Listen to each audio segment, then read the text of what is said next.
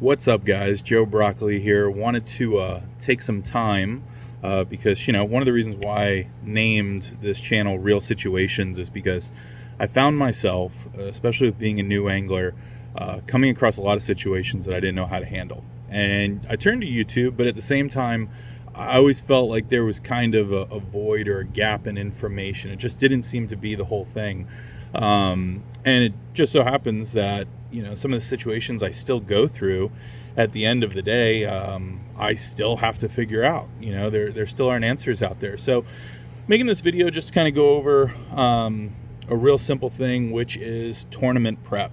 At the end of the day, you get these feelings of, what should you do? What should be rigged up based on information that you've gotten. Tomorrow I have a tournament with the ABA here on the Harris chain, and the chain has been completely beat up, as I said in my fishing report. The weather conditions have been all over the place. One minute it's 70s to 80s, the next minute it's 50s. This morning was 50 degrees. So I haven't seen what the water temperature is yet. Yesterday it was 71. So going into this, I kind of have this feeling of uncertainty and trying to figure out this situation for what it is, which is the conditions tomorrow are going to be very different than the conditions have been for the past couple of weeks or for the past week to 2 weeks, and how I'm going to adjust to that. So, a big part of that is, I'll see if I can slip my... I've got my setups as far as organization goes, which I think is absolutely key with a boat. It might not look organized, but there is a method to the madness, whether it's, having a little express box that I know I can go to when I need something on the fly, as far as tackle, weights, hooks, pegs, things like that.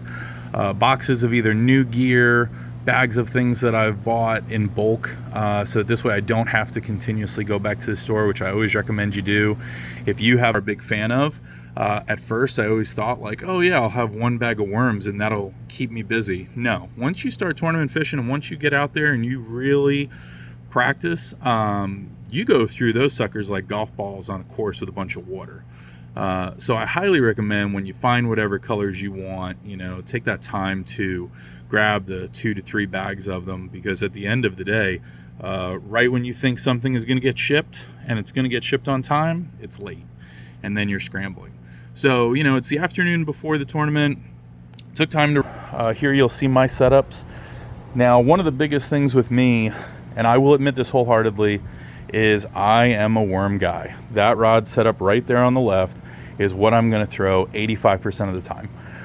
I want to make sure that thing is ready to go with the bait color that I want, the size, fresh hook, fresh knot, and make the adjustment as I see fit. With this weekend being a little on the slower side, I decided to go with a lighter weight just so that it has that slower fall. So at the same time, with taking that information, I'm going to rig up other rods, right? Whether it be a jig right there in the center, a Carolina, but at the same time being ready for something that comes my way, which is an aggressive bite and something that they want to chase. A smaller profile jerk bait, a deep diving crankbait, just in case, I need to get down to that 10 to 8 feet, which here in Florida, there's only so many places you can do that where they're going to be staging up.